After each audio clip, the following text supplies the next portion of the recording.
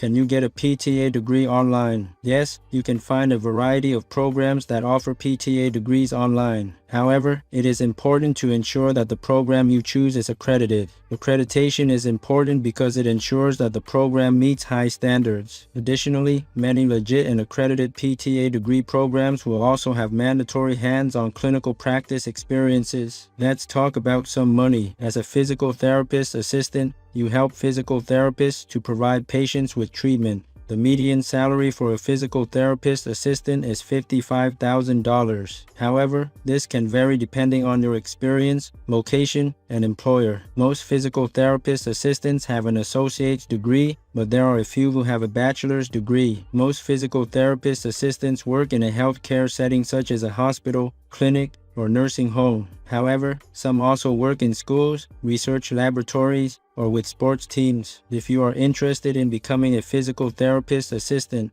there are many schools that offer programs. You can find a program near you by using the search tool on the Commission on Accreditation in Physical Therapy Education website.